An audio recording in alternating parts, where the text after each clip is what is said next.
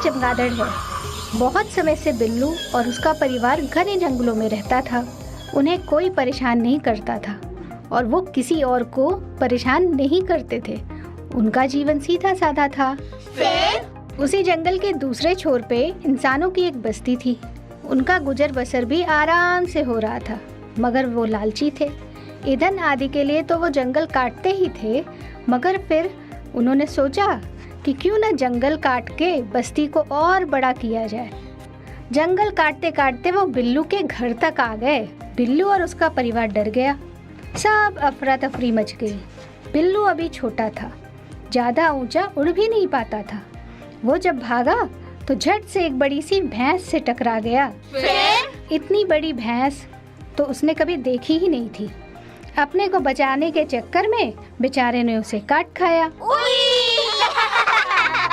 फिर क्या हुआ मैम? बड़ी मुश्किल से उसके प्राण तो बच गए, मगर उसके अंदर का वायरस भैंस में चला गया और भैंस का वायरस उसमें आ गया। ऐसा भी होता है? हाँ, ऐसे बहुत सारे वायरस शरीर के अंदर होते हैं, मगर हमें नुकसान नहीं पहुंचाते। मगर किसी और जीव का वायरस हमारे अंदर आ जाए तो बड़ी समस्या हो जाएगी।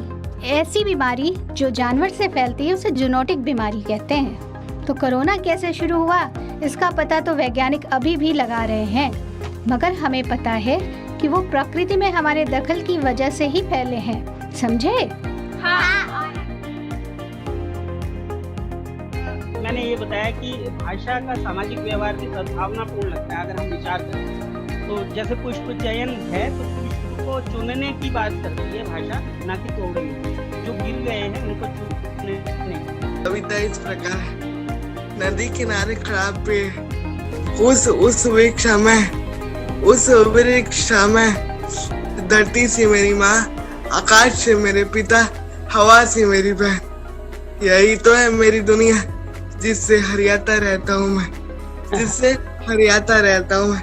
धन्यवाद।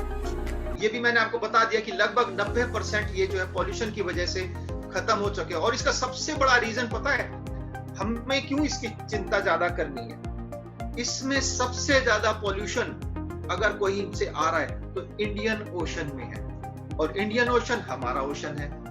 और जितनी नदियां इस ओशन में मिलती हैं तो हमारे लिए बड़ी चिंता की बात है। इसलिए हमें सबसे ज्यादा इसको समझने की भी जरूरत है कि क्लाइमेट चेंज से ज्यादा ये पॉल्यूशन जो हम फैला रहे हैं उसकी वजह से इसको नुकसान हो रहा है।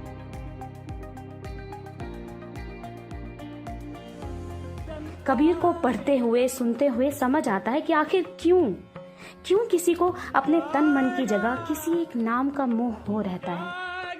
प्रेम नाम कितना आसान है प्रेम में होना और प्यार करना कुदरत की हर शय से। चिड़ियों, दरख्तों, समंदर, पहाड़, आसमान, इंसान सब खुदा के बंदे हैं। सबको प्रेम में होने का हक है, ना कोई छोटा ना कोई बड़ा, सब बराबर। और इस बराबरी का धागा जुड़ता है प्रेम से।